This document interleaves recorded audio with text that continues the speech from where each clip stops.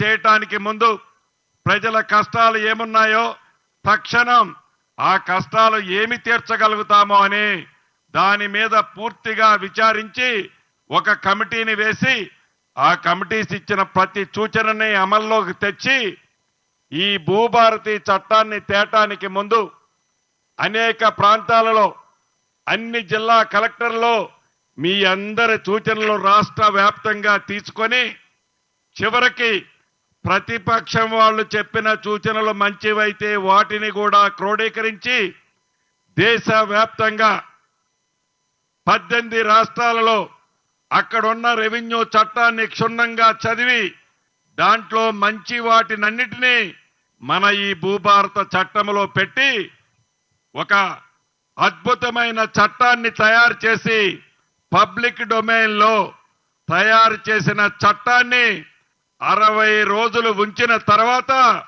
అసెంబ్లీలో ఈ చట్టాన్ని పెట్టడం జరిగింది.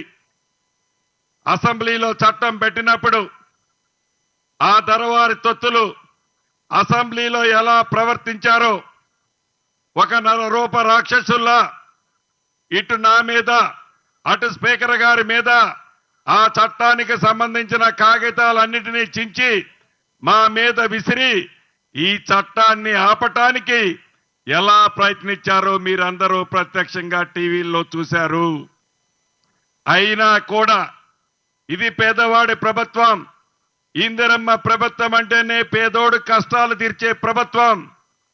అటువంటి మన ఇందిరమ్మ ప్రభుత్వంలో దేనికి తల వగ్గకుండా అదరకుండా బెదరకుండా గౌరవ ముఖ్యమంత్రి రేవంత్ రెడ్డి గారి సూచనలతో పేదవాడి కష్టాలు తీర్చే ఈ భూభారత చట్టమే భవిష్యత్తులో మనకి శ్రీరామ రక్ష అని తలంచి ఈ చట్టాన్ని పాస్ చేసుకొని 2025 జనవరి 4వ తారీఖున ఈ చట్టం రూపంలో ఇది భూభారతని తీసుకొచ్చుకున్నాం.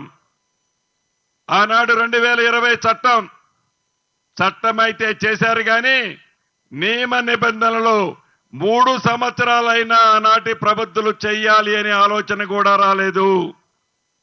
ఏదైనా ఒక చట్టం చేస్తే ఆ చట్టం విధి విధానాలని చాలా స్పష్టంగా తెలియజేయాల్సి ఉంది. చట్టం అయితే చేశారు, విధి విధానాలు దొరవారి నోటి నుంచి ఏ మాట వస్తే ఆ మాటే విధి విధానాలుగా ఆనాటి ప్రభుత్వం నడుచుకుంది. దాని ఫలితమే మీరందరూ మొన్న ఎన్నికల్లో ఇచ్చిన తీర్పు.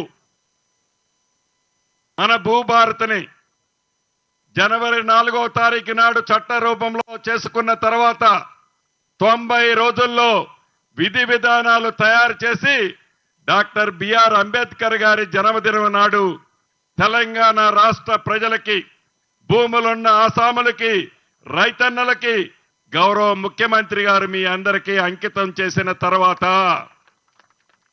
ఈ చట్టం యొక్క విధి విధానాలు ఏంటో, ఈ చట్టంలో ఏమేమి అంశాలున్నాయో, ఈ చట్టం పేదవాడికి ఎలా చుట్టంలా ఉంటుందో అనేది అవగాహన సదస్సు గౌరవ కలెక్టర్లే ప్రతి మండలానికి వచ్చి ఈ చట్టం మీద పూర్తి అవగాహన కల్పించాలి అని కలెక్టర్లందరికీ గౌరవ ముఖ్యమంత్రి గారు ఆదేశించడం జరిగింది 14వ తారీఖు నాడు.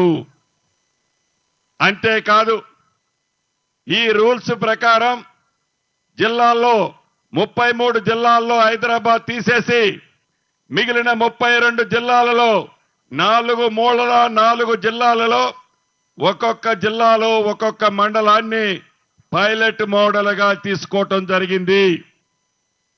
రెవెన్యూ అధికారులే, ఎంఆర్ఓ స్థాయి అధికారులే ప్రతి రెవెన్యూ గ్రామానికి వారి సిబ్బందితో వస్తారు.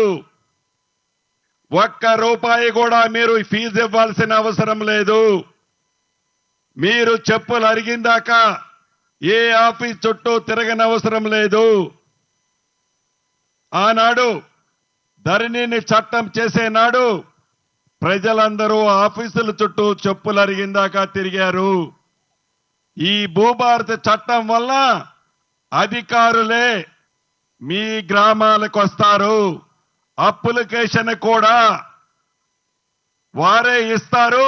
దాంట్లో మీకున్న ఇబ్బందిని ఆ ఖాళీలో నింపి ఆ అప్లికేషన్ తిరిగిస్తే చాలు. మోడల్గా రాష్ట్రంలో 4 మండలాలు పైలట్ గా చేశాం. ఈ నెలాఖరికి ఈ 4 మండలాల్లోని అన్ని వివరాలు సేకరిస్తాం. రాష్ట్ర అవతరణ దినోత్సవం జూన్ 2వ తారీఖు నాటికి ఈ 4 మండలాలలో వీలైనన్ని సమస్యలని పరిష్కరిస్తూ ఇందిరమ్మ ప్రభుత్వం అంటేనే పేదోడు ప్రభుత్వం. ఇందిరమ్మ ప్రభుత్వం అంటేనే పేదవాడికి ప్రభుత్వ భూములు పంచే ప్రభుత్వం. ఈ ఇందిరమ్మ ప్రభుత్వంలో ఏ గ్రామంలోనైనా పట్టాలు ఇవ్వకుండా ప్రభుత్వ భూములుంటే సాగు చేసుకునేవారు అర్హులైతే వారికి ఇందిరమ్మ పట్టాలిచ్చే కార్యక్రమాన్ని కూడా ఈ చట్టంలో పొందుపరచబడింది.